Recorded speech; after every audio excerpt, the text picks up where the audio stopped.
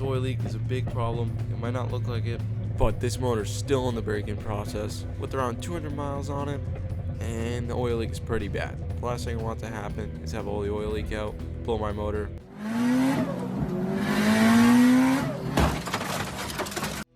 Or hell, even turning into the old motor would be bad.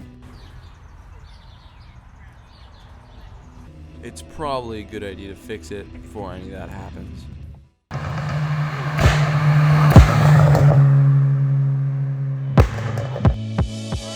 After jacking up the Jetta, I noticed that the oil leak could be coming from the passenger side of the oil pan, so it's probably a good idea to start there.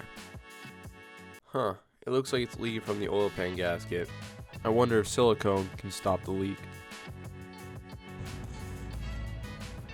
After putting the silicone on, I let the car idle for a bit. This will hopefully push more oil out. Well, that didn't work. So I wonder what it could be. I then realized the side of the engine was very oily. Oh yeah, that's worse than a hooker on Friday night.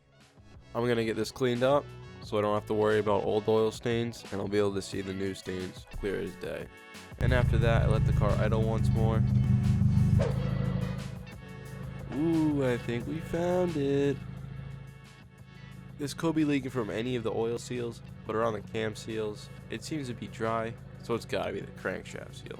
To make sure the crankshaft seal is causing the oil leak, the whole pulley system is gonna have to come off.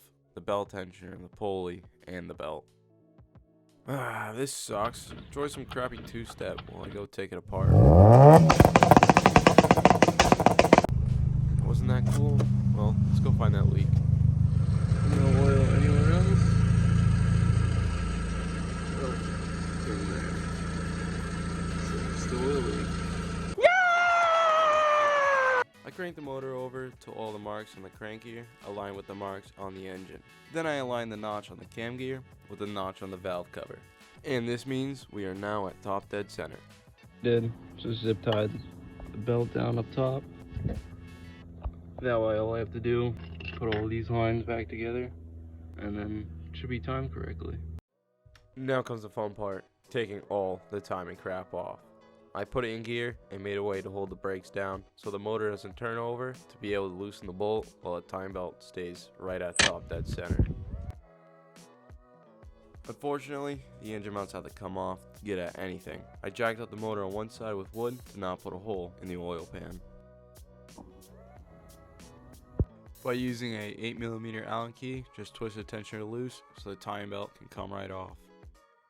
It's nice and loose, just like you're used to.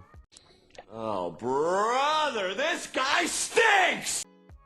Just trying not to turn the crank over and just loosen the bolt so we don't go out of top dead center.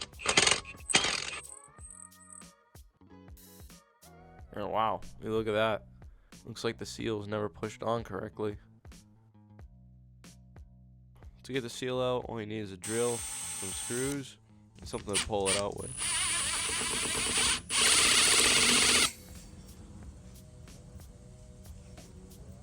I am a bit worried because the casing looks a bit scratched up, but it'll be fine.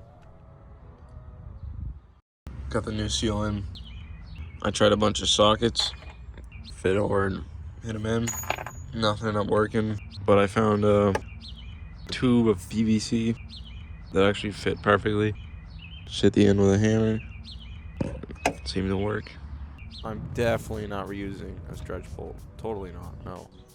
And to put the timing belt tensioner back in, it needs to be compressed, and there's a little slot for a pin, but I didn't have one, so I used a drill bit.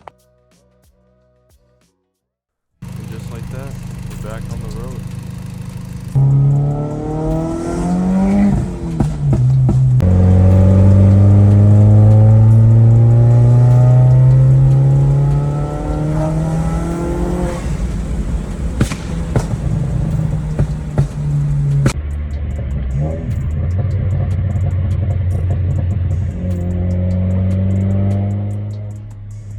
Okay, now I'm bored.